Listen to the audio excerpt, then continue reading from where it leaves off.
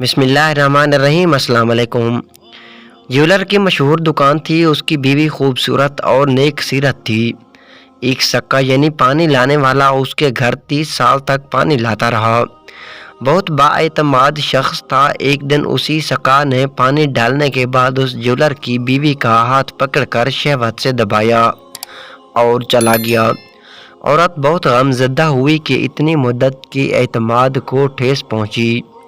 उसकी आंखों से आंसू बहने लगे। उसी दौरान ज्वेलर खाना खाने के लिए घर आया तो उसने बीवी को रोते हुए देखा। पूछने पर सूरत हाल की खबर हुई तो ज्वेलर की आंखों में आंसू आ गए। बीवी ने पूछा, क्या हुआ? ज्वेलर ने बताया कि आज एक औरत जेवर खरीदने आई। जब मैं उसे जेवर देने लगा तो उसका खूबसूरत हाथ मुझे पसंद आया। मैंने उसे अजनबिया के हाथ को शहवत के साथ दबाया। ये मेरे ऊपर कर्ज हो गया था, लिहाजा सक्का ने तुम्हारे हाथ को दबा कर चुका दिया। मैं तुम्हारे सामने सच्ची तौबा करता हूँ कि आइंदा कभी ऐसा नहीं करूँगा।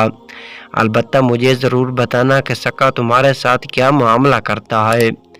दूसरे दिन सक्का पानी डालने के लिए आया तो उसने ज्वेलर की बीवी से कहा कि मैं बहुत शर्मिंदा हूँ। कल मुझे शैतान ने वरगला कर बुरा काम करवा दिया। मैंने सच्ची तौबा कर ली है। आपको मैं यकीन दिलाता हूँ कि आइंदा ऐसा कभी नहीं होगा।